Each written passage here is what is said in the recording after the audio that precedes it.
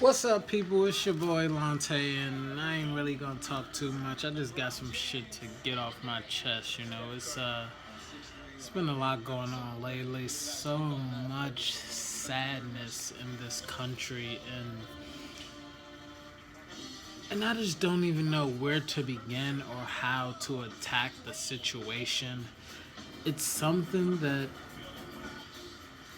and it's so fucking petty, man. Like, it's so petty that because of this, because of the color of my skin, some people think that I'm up to no good, or because I have an earring in, or because I live hip hop. It's so much petty shit, and like, things don't have to happen, man. Like, what people don't understand is that we're all the same. Like, we're one species, and we fight and destroy and we kill and we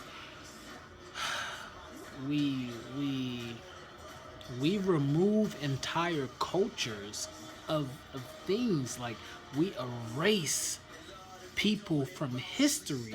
We erase groups of people from history because of land and material objects and just prejudices and so many other bullshit that it's just like, come on, like what is it gonna take for all of us just to put that aside and just move forward? And it's so hard, especially being a black man. It's so hard to just say, well, let's move forward. It's kind of like, I remember, I'll never forget this. I was dating this girl in college one time, and she was telling me about some of her previous exes, and specifically the most recent guy, about how he, like, used her to get this apartment and messed up her credit, etc., etc.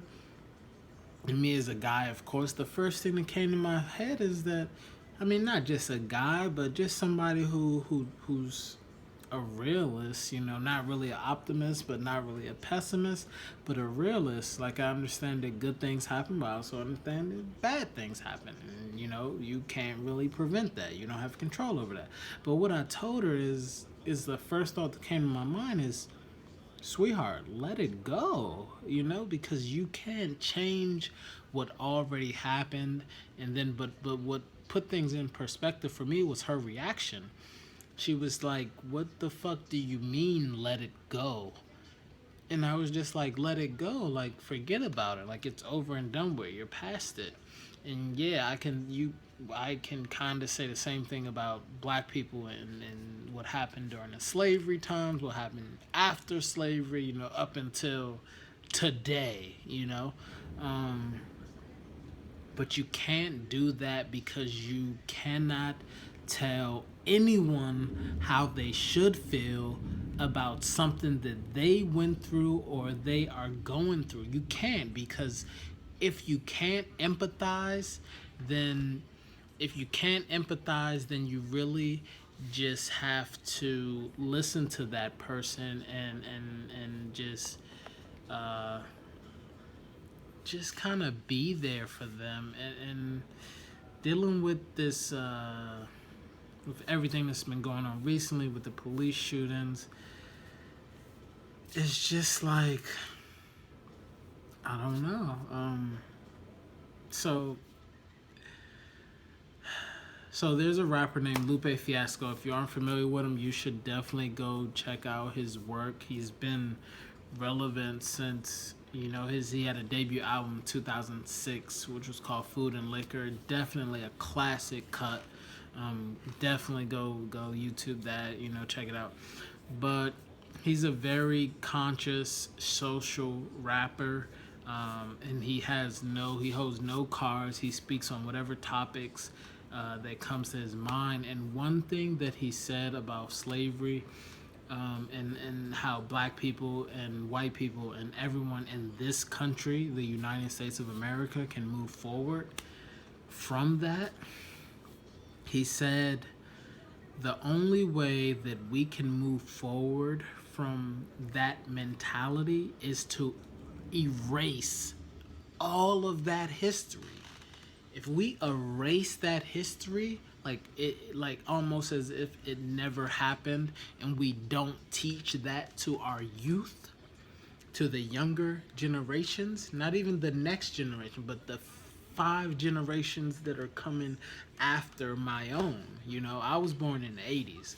So the let's even say the 10 generations that come after me, if they don't know about what happened in the 1860s or the 1700s, you know, in relation to white people and black people and that dynamic of slave and slave owner and the slave trade, he said that if we erase that history, then that hate could not be taught to the younger youth.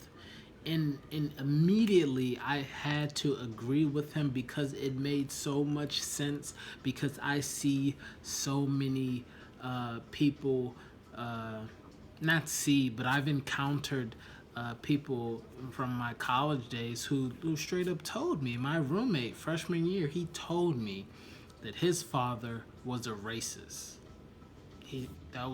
That's a quote. He told me his father was a racist. Is a racist. He's probably still a racist. If he was a racist back then, he's probably a racist now. But the thing is, the son, he wasn't racist. You know, he grew up. He played football. So he had positive interactions with black people. But what it was is when you teach that hate, the child becomes ignorant to it. Like they don't see it. They don't necessarily hate black people or dislike black people, but in the back of their head, there's something that's like black people are different or less than, because he was taught that as a kid. And when you're a child and your parent tells you something, because that is the person who feeds you, they clothe you, they bathe you, you have ultimate trust in them, that they're not going to tell you that what they tell you is correct. Now, I always look at it like if I'm a child and my mother told me every day from birth that 2 plus 2 equals 5, I would believe her. I would have no reason to disagree with her because everything else she did was right. You know, that's the power and that's how impressionable that children are. But here's the thing. When you become of age, you have to go out into the world and say, okay, maybe mom was wrong because 2 plus 2 equals 4. And I use that to say that when these kids of racist parents or prejudiced parents, when they go out into the world, they should have enough sense of their own to say, okay, it's not right to judge this person or hate this person because of the color of their skin. You know, at some point it has to click in your brain that that is wrong. And it's sad, man. What happened in Dallas is sad. What happened in Baton Rouge is sad. And what happened in Minnesota is sad. I don't understand why, if someone tells you they have a license concealed carry and you prompt them to get their license, and then when they go for the license, you shoot them? Like, you already know there's a gun in the car because I told you, and I also told you that I have my license. So therefore, as a police officer, even if you are scared and even if you do think that this person is of suspicion or whatever you pulled them over for, you just say, okay, sir, you have your concealed license carry. Can you please step out of the car and then show me your license? Just because there's a gun in the car, I want to be safe for all parties involved. Like, you can tell him to step out the car. Like, there's a gun in the car. That's perfectly good reason to have everyone step out of the car, whether it's concealed carry or not. You know, you didn't have to shoot that man. Like, come on, son. Like where's Ed Lover at? Come on, son. Like, you didn't have to shoot that. You didn't have to kill that man. Like, and then what happened in Baton Rouge was just, that was just amplified because the owner of the store gave an interview to, I guess it was a local news station, and he said that that man was my friend and he had permission to be out there. So as a police officer, you're coming on to someone else's, you don't even know why he's there, and then you're tackling that man. And then if you watch the video, like, there's no way he was reaching for a gun, man. There's no way he was reaching for a gun. Like, that's not in anyone's thought process when you have two cops on top of you. That's not your thought process to say, okay, it's two of these motherfuckers on top of me, but I got a pistol in my waist and I'm gonna kill both of them before they. It's no way. There's no way he was gonna be able to pull a gun and shoot both of y'all before y'all shot him. So why would I even reach for a gun? Okay, if you say he was resisting, yeah. What did I do, officer? Can you tell me what crime I committed before you just come up here and harass me? Like, come on, man. Like let's have some common sense, some decenality. Like we're all the same. Like, we're one species. Name me one species that does what we do. Not one, man. Not one. You could go across the animal kingdom. Not one kills the other or banishes the other because they're slightly different. Like we gotta move past that as a people, not just American people, not just black people, white people, Asian people, Native American people, West Indian people, Latinos, Hispanics, South Americans, Middle Eastern, you know. We're all the same, man. Like, we all need oxygen to survive. We all need food for sustenance. We all need, like, these are the basics, bruh. Like, our hearts pump blood to the rest of our bodies so that we can go out here and function. Our brains, to an extent, work the same. You know, you have these child prodigies who are just like weirdos. Like, y'all are weird. nah.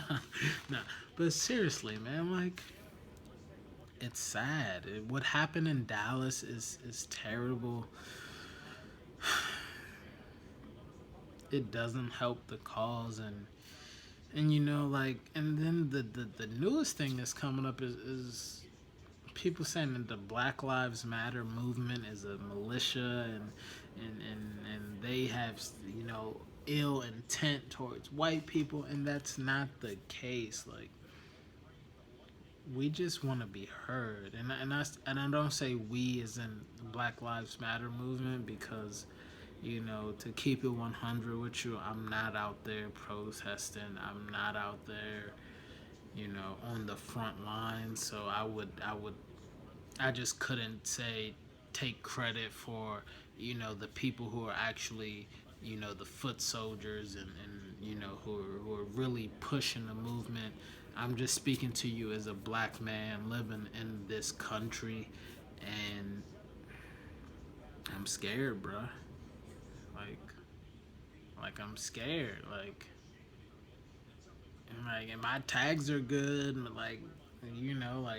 I wear my seatbelt, but it don't matter. Like, it don't matter, cause Cause if a cop wanna stop you, like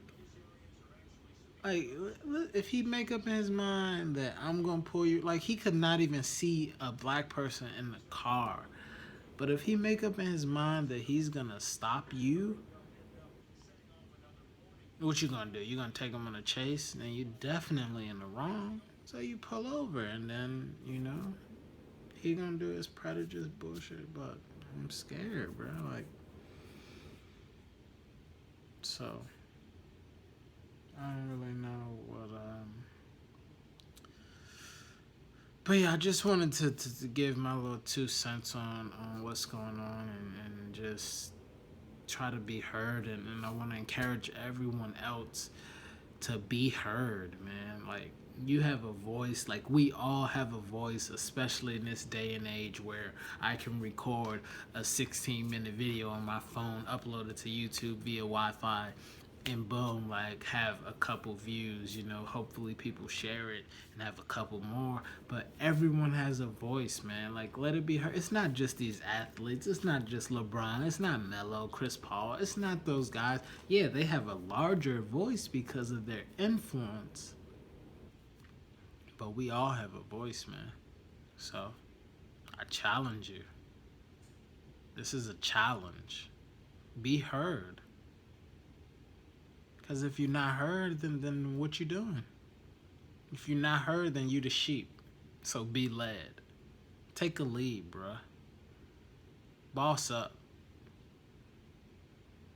That's it. This is a challenge. All that the ice bucket challenge, this is a challenge.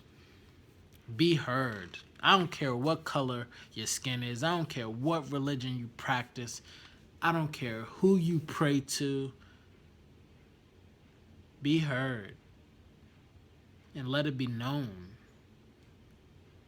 So this is it. Lazy Genius signing off. Peace.